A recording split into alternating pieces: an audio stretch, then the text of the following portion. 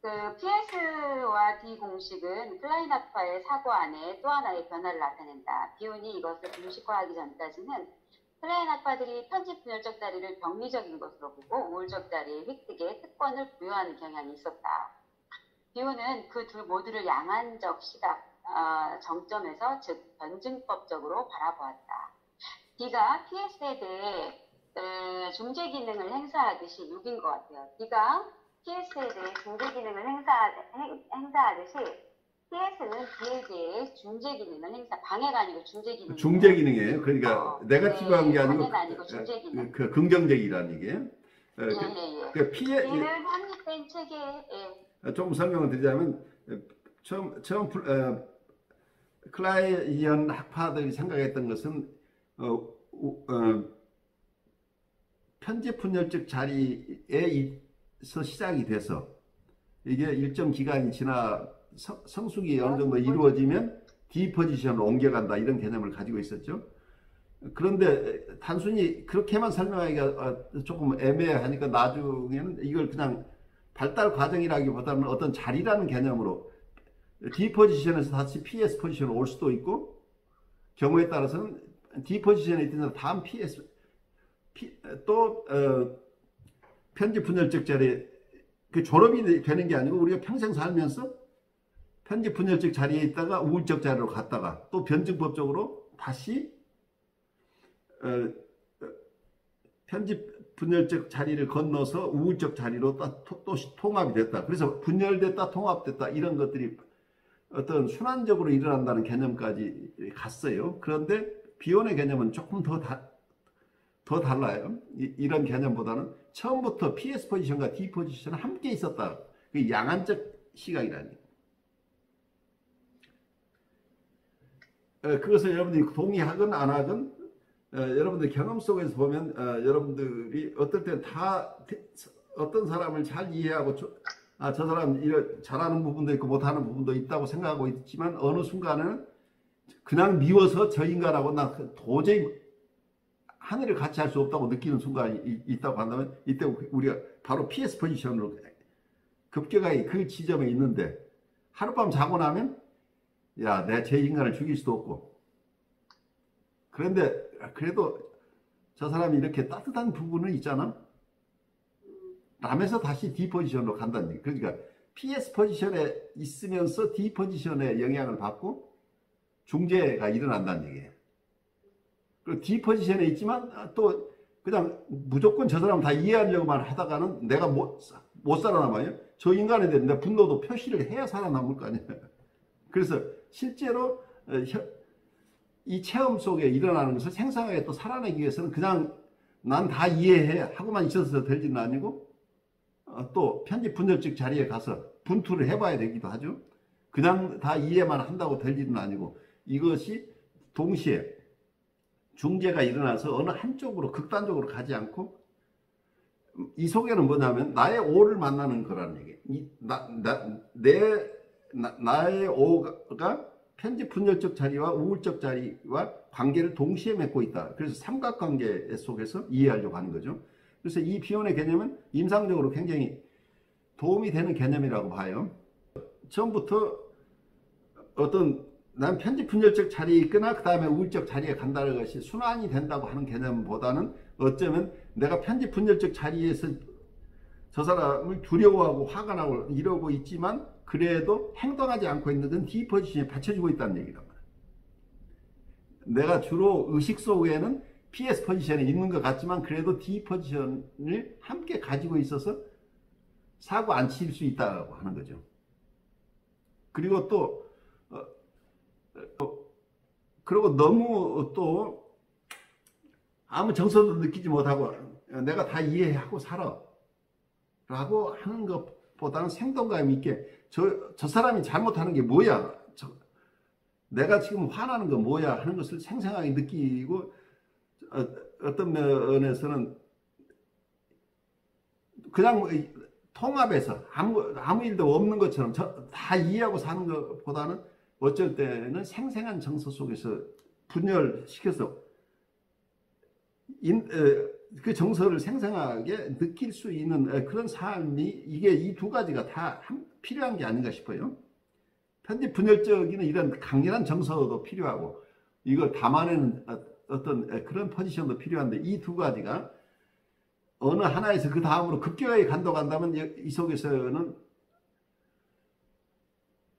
많은 행동화가 일어나고 관계에 단절을 가져올 수 있는데 만약에 이 두 가지가 양안적으로 같이 있다고 한다면 정서적으로 이 두 가지 세계를 내가 경험을 하지만 다른 포지션의 중재 속에 있기 때문에 그래도 관계를 지속해 나갈 수 있다. 이렇게 볼 수도 있지 않느냐 생각이 들어요.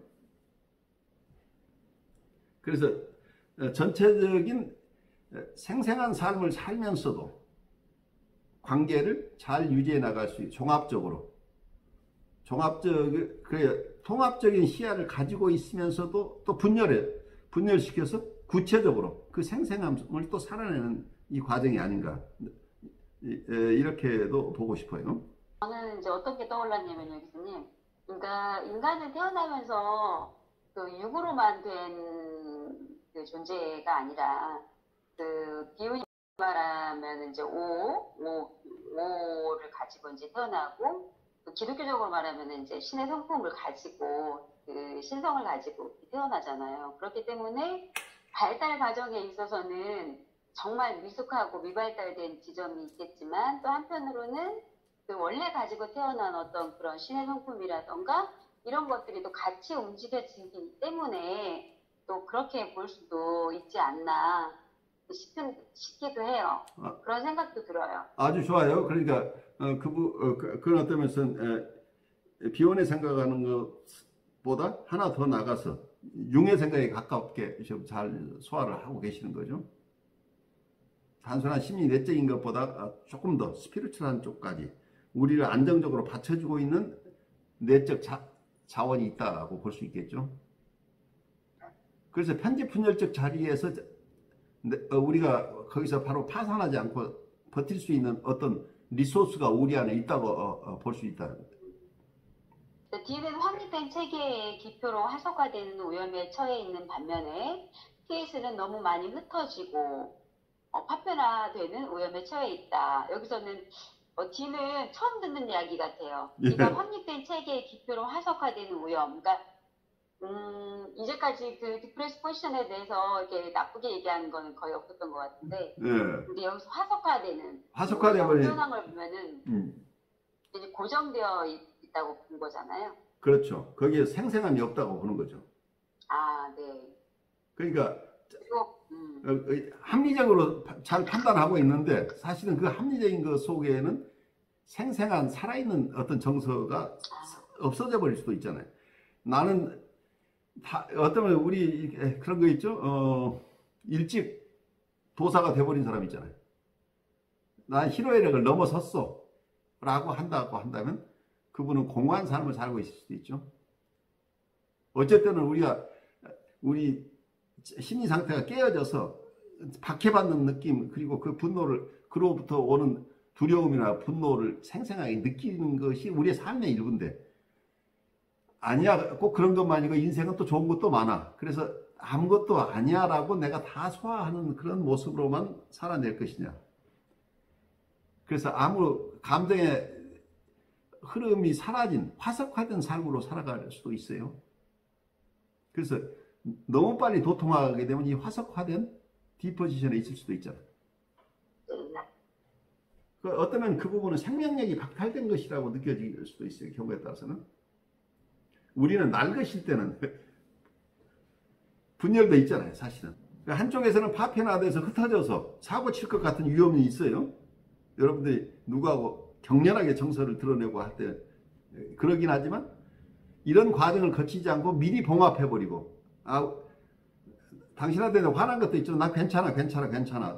양편이 다 괜찮아 하는데 실제적인 관계가 이루어지느냐 한다면 그건 서로 화석화된 관계로 둘이 좋은 관계를 맺고 있는데 서로 만나고 싶어 하지는 않아. 이런 결과가 될 수 있죠.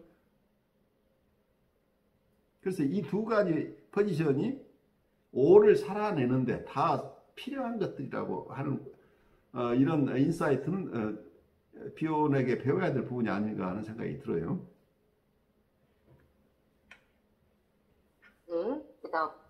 비오는 마침내 그리고 독창적으로 그 PS와 D를 O와의 삼각구도 안에 위치시키는 것을 통해서 PS와 D 모두가 서로 다른 측면에서 O를 중재하는 형태를 완성했다. 서로도 중재하지만 실은 그 두 포지션이 O를 중재하는 형태를 완성했다고 보았습니다. 그는 의식과 무의식의 관계에 대해서도 마찬가지로 그 둘이 O를 중심으로 삼각형을 이루고 있는 것으로 설명했다. 그 비오는 삼각형을 굉장히 좋아해요. 기하학적으로 보면 이거 양안적인 시각이라고 표현하고 이거 통합해내는 그 각자의 요소들도 중요하지만 또 이거 전체가 함께 아우러지는 것을 같이 보고 있는 거죠.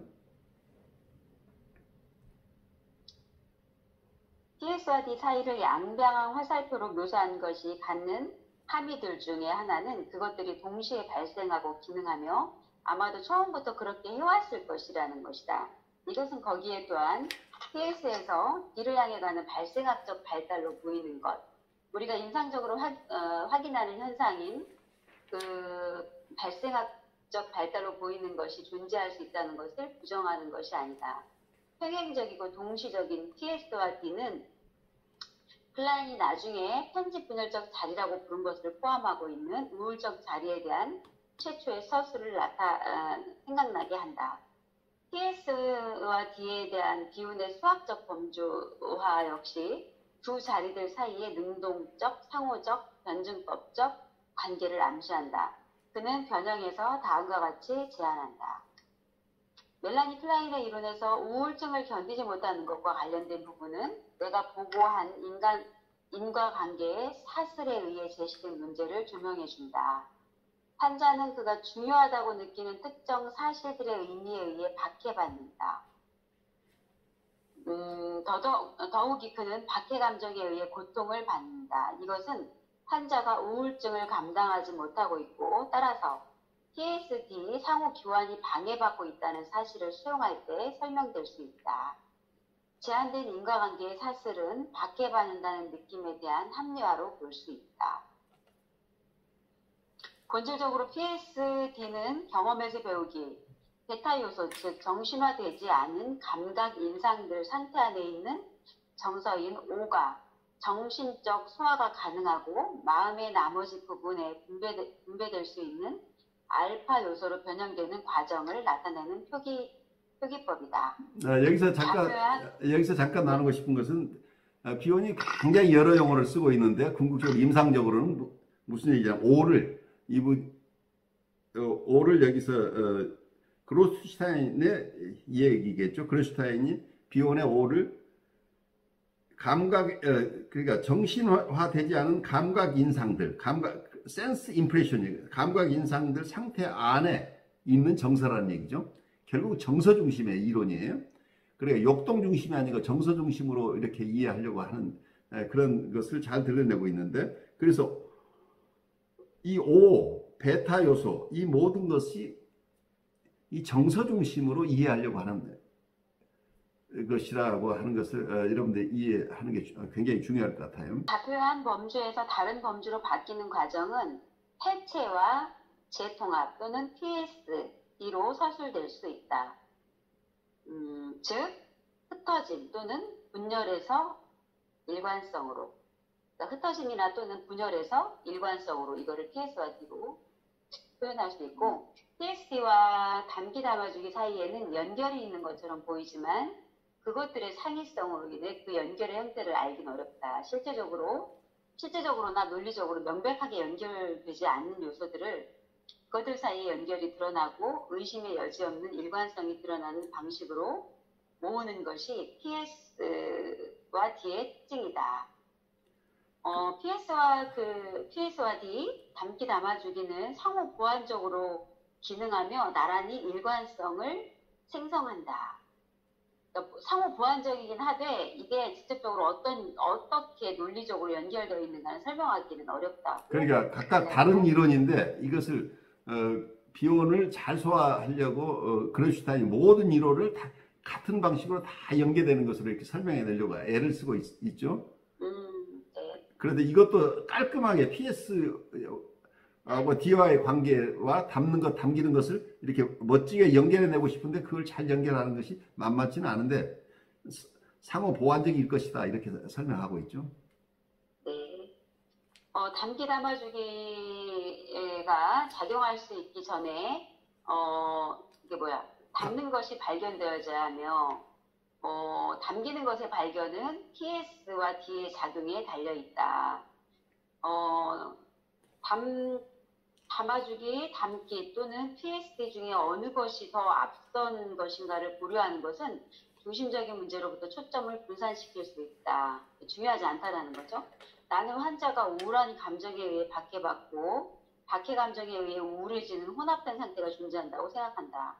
우울한 게 먼저인지 박해받은 게 먼저인지 이것이 중요하지 않고 서로 혼합되어 있다고 생각합니다. 그러니까 이론적으로는 PS와 D 포지션을 구별해내고 있지만 사실은 임상에서는 이 두 가지가 섞여 있는 경우들을 본다는 얘기죠. 네. 여기서 비유는 PS와 D가 결합되거나 혼합된 자리들의 개념을 제안하고 있다. 자리들의 개념이라고 보지 않겠다는 얘기잖아요. 그죠? 교수님? 그러니까 네. 어쩌면 멜라니 클라인의 두 개의 자리를 조금 더 다른 개념으로 하나 더 만들어 보고 싶은 욕구도 있었다. 이렇게 보면 어떨까 싶어요. 네. 첫 번째로 만나는 문제는 마이너스 K, 마이너스 L, 그리고 마이너스 H의 분성을 확립함으로써 과학적 엄격성을 증가하기 위해 무엇을 할 수 있는가이다. 우리는 박해 감정을 지닌 미립자들의 분산을 포함하는 상호작용 대신에 그리고 우울증의 느낌을 통합하는 대신에 PSD 해체, 전체적인 상실과 관련된 우울한 무감각 또는 강렬한 밀착과 퇴행적인 무감각한 폭력 상황에 처해 있음을 볼 수 있다. PS와 D는 이제 마이너스 L, 마이너스 H, 그리고 마이너스 K와 나란히 부정적으로 기능하고 있는 것으로 간주된다. 그래서 PS와 D의 해체다. 그러면은 이게 이제 곧 사랑하지 않기, 미워하고. 그러니까 사랑도 하지 그 사랑이나 사랑할. H나 L은 사랑하기하고 미워하기잖아요. 사랑하고 미워하는 건데 마이너스가 되면 어때요? 사랑도 없고 미움도 없잖아요. 그러면 그런 상태에는 K가 마이너스죠. 그럼 R이 없는 상태죠. 그런데 여러분이 정서가 없다는 얘기는 R이 없다는 얘기잖아요. 그러니까 여기서 어쩌면 이 인식론 속에 철학적으로 잘 설명해내는 것은 좀 시간을 가지고 봐야 되겠지만 우리가 안다고 하는 것은 미워하고 사랑하는 정서를 통해서 안다는 얘기잖아요. 이 K는 L과 H와 관련 속에서 안다는 인식론이 이 속에 숨어 있잖아요. 여러분이 그러니까 미워하지도 않고 사랑하지도 않는다고 한다면 그런 대상을 여러분이 알지 못한다는 얘기일 수 있겠죠. 처음부터 알 생각이 없다는 것하고 모른다는 건 별개죠. 그러니까 그러면은 교수님 PSD의 해체라는 말이 구체적으로 무슨 뜻일까요? 거기 해체라는 말이 PS 여기서 마이너스 PS 그리고 D 마이너스 D 마이너스인 상태의 해체라는 얘기예요. 아 그러니까 O를 바르게 이해하는 양안적인 관계가 되면 이게 어떤 인간 관계가 일어나잖아요. 어떤 자기를 이해하기도 하고 대상을 이해하기도 하는 것이 어떤 PS와 D가 양안적인 관계에서 O를 만나는 과정인데 이것이 깨져버린 상태, 해체된 상태가 마이너스라는 개념으로 사용하고 마이너스 K라고 하는 것은 알지 못하는 거죠. 결국은 지식이 없는 상태가 되어버리는 거죠. 보통 K는 근데 여기서 이 인식론 속에서는 K는 보통 정서를 통해서 알게 되는데 이 정서가 없다 마이너스면 그 정서가 없다고 한다면 알 수도 없다가 되는 거죠.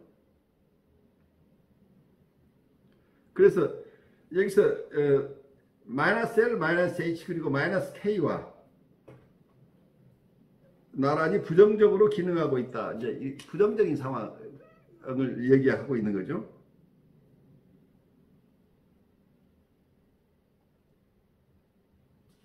그래서 우울적 자리와 디프레시브 포지션이 같이 양안적으로 어떤 5와 삼각관계를 이루면서 이렇게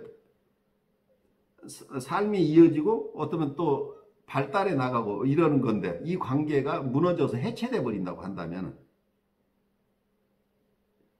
정서적인 생활도 일어나지 않기 때문에 무기력 상태에 빠져버릴 수 없겠죠. 아무것도 할 수 없는 상황이 되고 아무것도 모르는 상태가 돼서 인간 활동의 정지 또는 인간 발달의 정지 상태를 얘기할 수도 있겠죠. 이게 비혼이 한 얘기는 아니지만 제 나름대로 이렇게 그냥 이해를 해봐요. 마이너스 K라는 게 뭐겠느냐. 여기서는 정서적인 나눔을 얘기하고 있는데, 그럼 정서가 마이너스다. 아무 정서도 없다는 거죠. 제일 무서운 게 뭐예요? 사랑의 반대말은 뭐예요?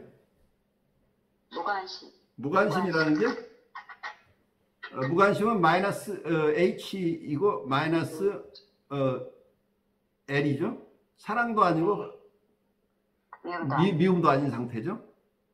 이게 마이너스 상태라는 거예요. 마이너스 L이나 마이너스 H라고 하는 것은 정서가 없는 상태잖아요. 그래, 사랑한다, 미움이 있다고 하는 것은 사랑이 있다는 얘기란 말이에요. 우리는 왜 누구를 미워해요? 한편에 사랑하고 싶은 마음이 있어서 미워하는 거잖아요.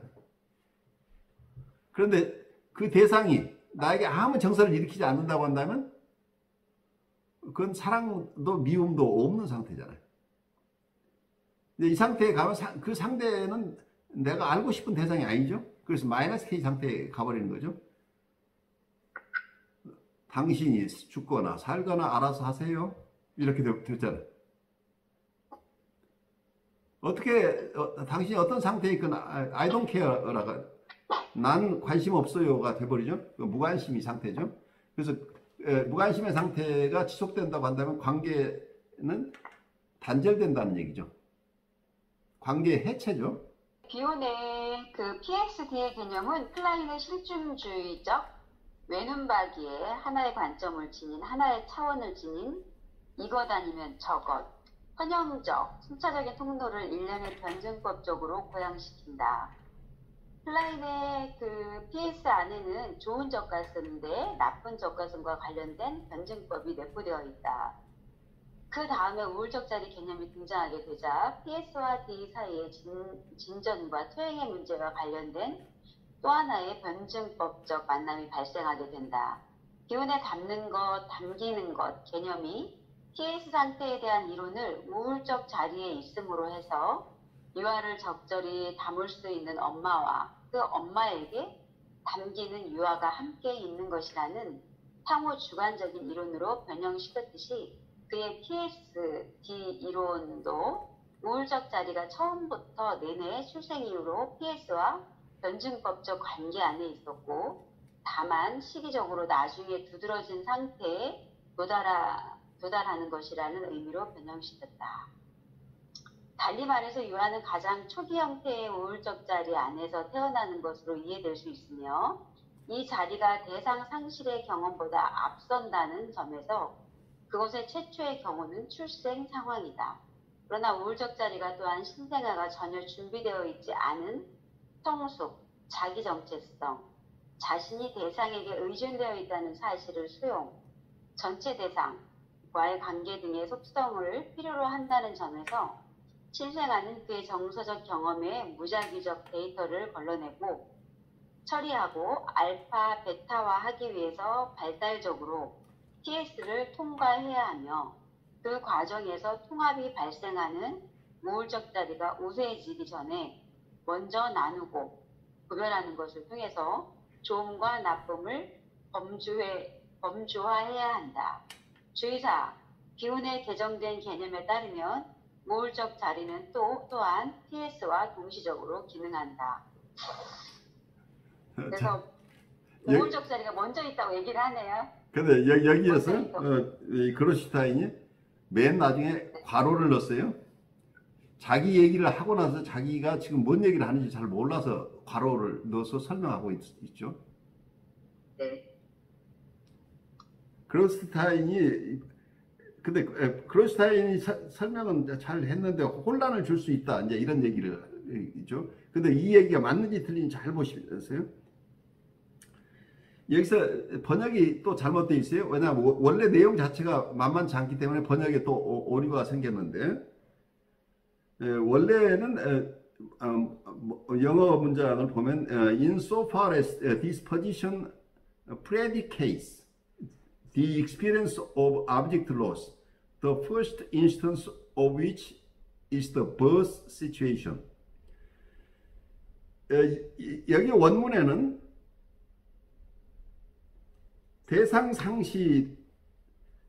대상상실의 경험을 의미하는 포지션을 얘기를 해요. 여기서 디스포지션의 우울적 자리라고 하는 개념을 원래는 클라인이 썼던 우울적 자리 개념을 확장시켜서 여기서 얘기를 하고 있어요. 비온이. 그러니까 클라인은 발달 과정에서 우선 부분 대상 관계가 그 경험들이 다 일어나고 이것을 통합할 단계까지 발달됐을 때 우울적 자리에 도달한다. 이렇게 설명을 했죠. 발달적으로 PS 포지션을 거친 사람이 그 다음에 D 포지션에 간다는, 그래서 처음부터 D 포지션이 있을 수가 없잖아. 이 개념에 의하면. 그런데 왜 처음부터 양안적인 시각을 비온이 가져오려고 하다 보니까 태어날 때부터 우울적 자리에 있었다는 얘기를 해야 되죠. 그렇게 하려면 클라인이 가졌던 개념을 바꿔야 돼요. 원래 개념대로는 안 되니까. 그래서 그 개념을 여기서는 대상상실의 경험을, 이렇게 우울적 자리를 개념화할 때 우울적 자리는 대상상실을 경험하는 자리다 라고 디파인을 해버린 거죠. 그러면 대상상실이 일어나는 지점은 우울적 자리를 우리가 그 경험하는 사람이 우울적 자리에 있다는 얘기예요. 대상상실이 일어나는 순간에는 이 사람은 우울적 자리에 있어야 대상상실을 경험하는 거죠. 이 개념에 의하면. 근데 우리가 최초의 대상상실은 우리가 태어나는 것이죠. 어머니와 같이 있다가 어머니로부터 분리되어 나오는 과정이 어머니라는 대상을, 원초적인 대상을 상실하는 개념으로 본 거죠. 그러면 최초의 우리의 상실 경험이, 여기서 우울적 자리가 먼저 있었다고 하는 것이 오역이라는 얘기예요. 대상상실의 경험보다 우울적 자리가 먼저 있었다고 하는 그런 개념이 아니고, 영어의 predicate란 말, 이것은 어떤 것을 의미한다는 얘기인데, 우울적 자리는 대상상실의 경험을 의미한다 라는, 그렇기 때문에 그렇게 본다면 우리가 출생한 것이 우리의 최초의 이런 대상상실의 경험이다. 그러니까 우리는 태어나면서부터 우울적 자리를 경험하고 있다. 이렇게 논리적으로 되죠. 그 대상상실의 경험을 출생하면서부터 있다는 것을 설명하기 위해서 우울적 자리의 개념을 디파인할 때 대상상실의 경험을 가지는 자리가 우울적 자리다. 이렇게 이런 논리를 설명하고 있는데, 번역하시는 분이 아마 프레디케이트란 말을 프리데이트란 말로 아마 잘못 이해하신 것 같아요. 프리데이트라는 것은 무슨 먼저 일어났다, 선행했다, 이제 이런 개념으로 가져온 것 같은데, 아마 이 개념이 좀 어렵다 보니까 아마 착각이 일어났겠죠? 이런 개념이. 여기서 원래 비온이 했던 얘기를 알아듣겠나요?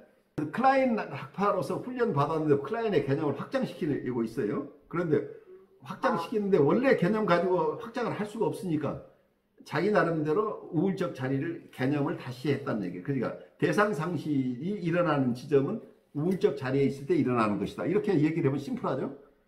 우리가 최초의 대상상실은 출생 때 우리가 경험하기 때문에 우리는 태어나면서부터 우울적 자리에 있었다. 이렇게 얘기를 할 수 있다고 한다면. 근데 이런 설명 방법도 있지만 아까 우리 발제자가 얘기했던 아주 개념도 참 있어요. 우리는 태어날 때 스피리추얼한 어떤 리소스들을 가지고 있어. 우리가 통합해내는 능력을 이미 가지고 있었다. 고 한다면 그런 리소스 때문에 우리가 경험하는 것은 PS를 경험하지만 우울적 이걸 통합해내는 능력이 함께 있었다라고 설명을 하는 방법도 있겠죠. 그래서 출생 자체가 이게 이것이 상실이기 때문에 대상 상실이 바로 우울적 자리다라고 하는 논리의 비약을 피하는 방법의 설명 방법도 있을 수 있겠죠. 그래서 이걸 어떻게 이론화 하느냐는 다른데 하지만 궁극적으로 PS 포지션과 D 포지션이 변증법적으로 설명하면서 또 동시에 함께 작용한다고 하는 개념은 그리고 삼각관계에서 O와 만나면서 서로 조정을 해나가는 과정이라고 하는 이 비혼의 궁극적인 설명은 맞는데 그 설명을 제 생각으로는 그 이론은 굉장히 중요한 이론인데 그걸 설명해내는 과정 속에서 왜 우리가 처음부터 D 포지션을 가질 수 있느냐, PS를 있기 전에 D 포지션을 어떻게 설명할 것이냐 하는 점에서는 약간 개념을 가지고 이렇게 그 어려운 지점을 통과를 했는데 이건 마찬가지가 이 기법은 이런 방식으로 자기 이론을 세워나가는 방법은 클라인이 썼던 방법이잖아요. 클라인이 프로이드의 개념을 가져와서 프로이드의 슈퍼이고나 에디퍼스 컴플렉스를 3세에서 5세라고 했는데 아주 초기에 에디퍼스 컴플렉스를 경험한다. 그래서 슈퍼이고도 처음 태어나서 1년 안에 벌써 슈퍼이고를 아이들은 경험한다. 슈퍼이고를 갖는다. 이렇게 설명을 하는데 그때 그럼 프로이드 선생님이 얘기하는 슈퍼이고하고 에디퍼스 컴플렉스하고 이론하고 멜라니 클라인 당신이 얘기하는 것이 어떻게 이렇게 시기가 차이가 나느냐. 그러면 이때 설명하는 방법이 이건 가장 원초적인 초기 단계 슈퍼이고고 초기 단계의 에디퍼스 컴플렉스 이렇게 설명을 해버리면 형용사를 붙임으로써 원래 용어를 사용하지만 결국 원래 이론과 다른 것을 설명하면서 이 용어를 가져서 설명한다는 얘기죠. 그리고 반대되는 얘기를 설명하는데 실제로는 같은 용어를 씀으로써 듣는 사람은 같은 얘기인가 봐 이렇게 되죠. 제 설명을 알아들으셨는지 신 선생님이 지금 침묵을 지키고 있는 것을 봐서 오늘은 도저히 이해를 못하겠다는 지금 태도를 견지하고 있는데 아니요, 열심히 생각을 숙고해 해드렸습니다. 그래서 교수님 말씀이 이해가 되는 듯도 하다가 또 그냥 좀 아닌 것도 같기도 하고 그런데 이제 그런 게 만약에 전제를 우울적 자리라는 것이 대상 상실의 경험이 있어야만 그거를 이제 전제를 딱 딴다면은 이 설명이 너무나 타당하죠. 그렇죠. 전에 말했던 대로 클라인이 프로이드 이론에서 자신의 이론을 만들어가는 과정에서 오이디푸스가 이미 그 전에 있었다. 뭐 5살, 6살이 아니라 이미 베이비 때부터 있었다. 이런 게 충족되면서 비욘도 충분히 타당하게 그렇게 할 수 있겠다. 그런 점에서는 이해가 돼요. 그리고 저도 사실은 이제 여기 PS에서 이 포지션 했을 때 여기가 굉장히 인상 깊었거든요. 지금 설명하신 이 내용들이 특히 제가 굉장히 인상이 깊었어요. 그래서 그래서 이제 나중에 이게 이제 강의가 이제 수업이 끝날 때쯤 여기 인상 깊었었다는 이야기를 말씀을 좀 드리고 싶었고, 왜냐면 이제 비혼의 개념도 우리가 좌표에서도 뭐 발생학적 뭐 해가지고 이제 수평 막 이렇게 하면서 정개념이니 뭐니 하면서 좀 이렇게 내용들이 있었잖아요. 좌표선이. 그렇죠. 예. 그랬을 때 보면은 이게 전 개념이 먼저 있고 그 다음에 이제 조금 발달을 가면서 이제 개념이 되고 뭐 관념이 되고 뭐 개념이 되고 이렇게 쭉 가잖아요. 그런 좌표상에서도 생각해보면 이 말이 굉장히 타당한 거예요. 먼저 우리가 없는 것에서 완전히 무에서 유를 창출하는 게 아니라 유라는 어떤 아까 리소스라는 소스들이 있다는 거지. 근데 이제 그게 통합해 가는 과정에서 그 과정이 필요한데 그 과정을 PS들이 잡는 거죠. 그러면은 너무 말이 맞는 거예요. 제가 지금 설명을 제대로 못하겠는데 원래 우울적 자리도 있고 PS들도 다 있는 거야. 그런데 처음에 부각되는 거는 아이디가 아직은 성숙하거나 상태가 아니기 때문에 아직은 미성숙하기 때문에 우울적 자리가 확연하게 꽃피어서 보여지진 않는데 걔가 우리가 그 바로 앞장에서 27장에서 비커밍 어트 배웠잖아요. 그래요. 활동을 통해서 D 포지션으로 가는 거죠. 근데 객이라는 것도 완전히 없는 거에서 되는 건 아니거든.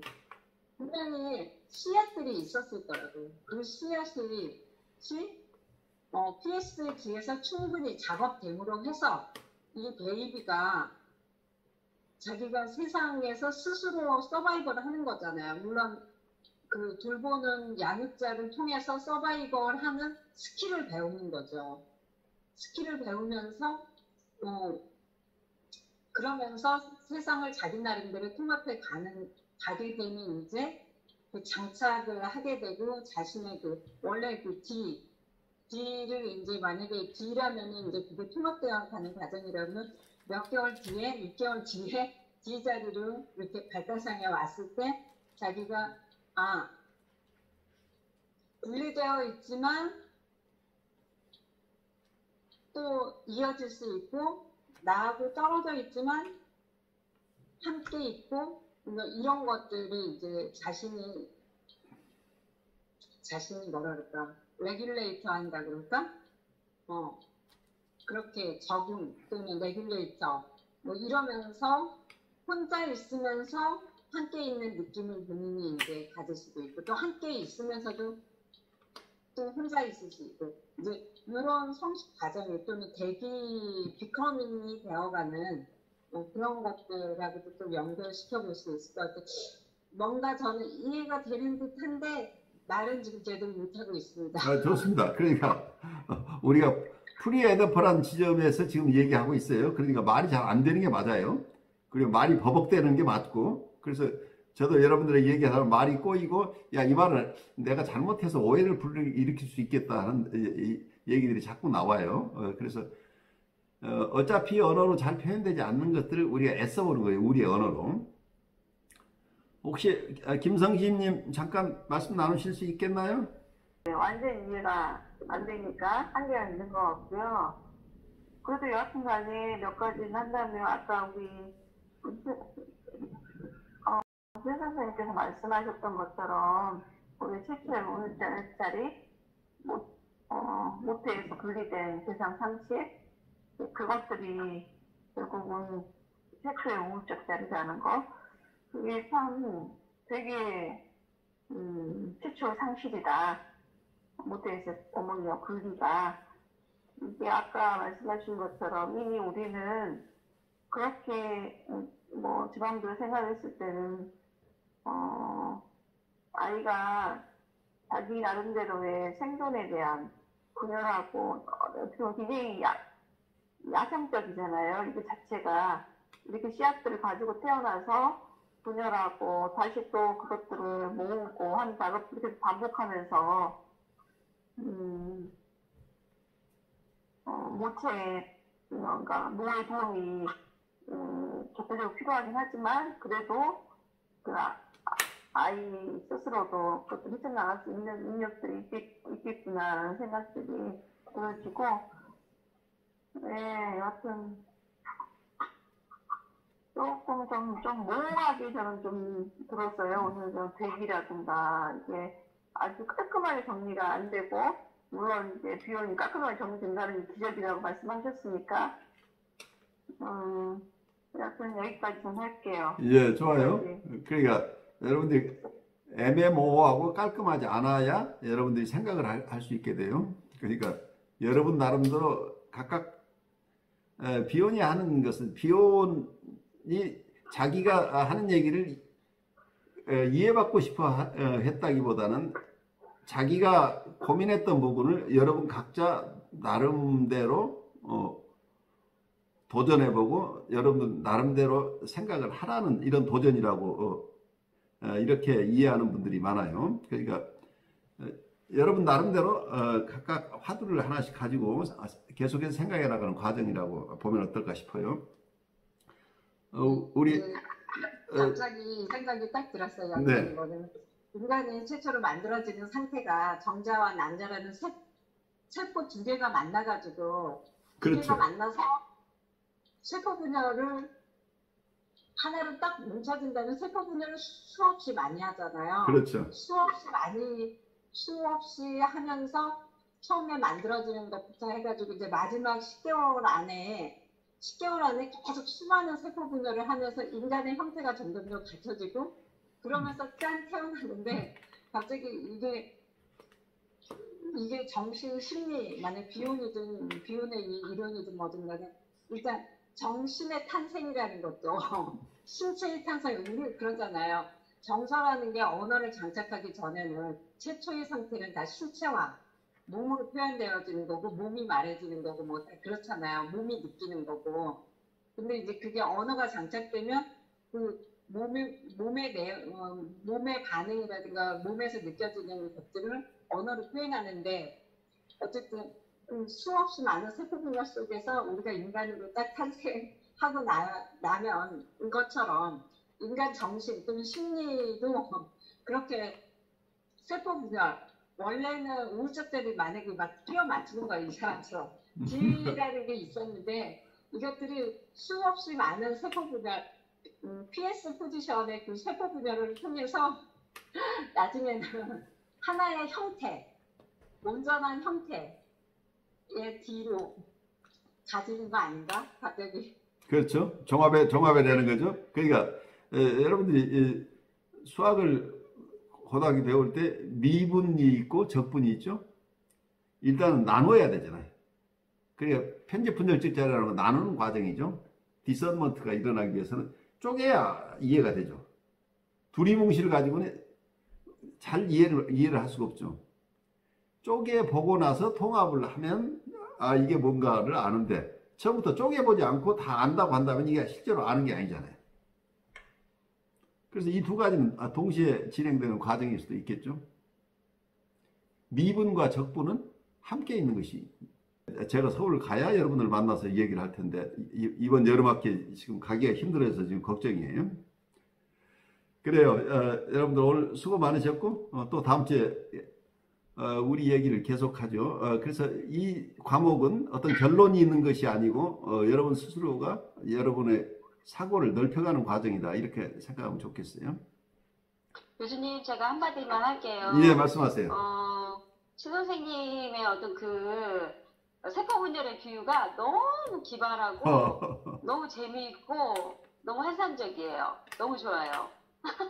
이해가 확 되는 것 같다라는 느낌이 들고, 그리고 이제 저는 그 비혼이 이 우울적 자리 PSD 이거를 갖다가 이렇게 양한적 시각으로 확장했다라는 거가 제 삶을 통해서 증명이 되는 것 같아요. 그러니까 제가 아까 교수님이 이제 그 우울적 자리가 아주 딱딱하게 화석화되어 있는 것이 또 이제 편집분열적 자리도 오면서 또 이렇게 생생하게 또 나타날 수도 있고 이제 여러 가지 말씀을 하셨는데 제가 되게 저는 지식적으로는 정신분석을 하면서 그래 편집분열이 먼저 있었고 우울이 나중에 왔어 이렇게 지식적으로는 알지만 저의 삶을 볼 때는 우울적 자리가 먼저 있었던 것 같아요. 굉장히 제가 조숙하고 뭔가 소화되지 않은 것을 소화된 것처럼 뭉뚱그려서 살다가 또 정신분석이라는 것을 만나서 다시 찬자를 찾아가는 과정에서 또 분열되고 이렇게 하면서 다시 또 통합되는 경험도 또 하고 이렇게 하면서 와 이게 우울적 자리와 이게 편집분열적 자리가 정말 서로 중재하고 정말 같이 있으면서 상호 보완적으로 이렇게 왔다 갔다 하는구나 라는 거가 저는 제가 살아온 삶의 과정을 통해서 증명을 하는 것 같아서 이 시간 비혼을 되게 비혼 선생님을 만난 것 같아서 굉장히 기쁘네요. 아주 귀한 체험이죠. 그러니까 여러분의 삶 속에서 이 이론들이 소화되는 거예요. 내 체험 속에서 비혼의 얘기가 알아들어야 다른 사람에게 얘기를 해낼 수 있는 거죠. 굉장히 중요한 체험이죠. 그러니까 의식과 무의식의 체험도 양안적인 시각이라는 건 마찬가지라는 얘기예요. 우리가 의식적으로 내가 살고 있는 것 같지만 항상 우리는 무언가 내 의식에 잡혀 나오는 생각만 가지고 살지 않고 뭔가 잘 이해되진 않지만 그대로 살지 않고 있죠. 눈에 보이지 않고 내가 지금 이해하지 못하고 있지만 무언가가 나를 아까 무슨 용어를 썼죠? 규제라는 용어가 아니고 중재. 중재라는 용어를 썼죠. 그러니까 예. 이 중재라는 말이 적절한 용어인데 중재를 서로 내 무의식이 내 의식을 중재해주고 있는데 우리가 잘 알지를 못하지만 여러분들이 의식에 오는 생각대로만 살지 않잖아요. 그러니까 여러분들이 의식화를 다 하지 못하고 있지만 무의식에 의한 중재가 계속되고 있다는 걸 여러분이 체험할 수 있을 거예요. 그때 화나는 것만 같으면 내가 사건 저질렀는데 사실은 사건 안 저지르잖아요. 내 눈에 보이지 않는 무의식이 단단하게 나를 중재해주고 있었던 거죠.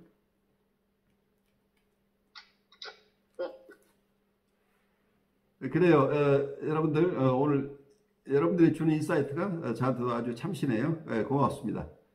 자, 수고들 하셨어요. 감사합니다. 네. 감사합니다. 감사합니다.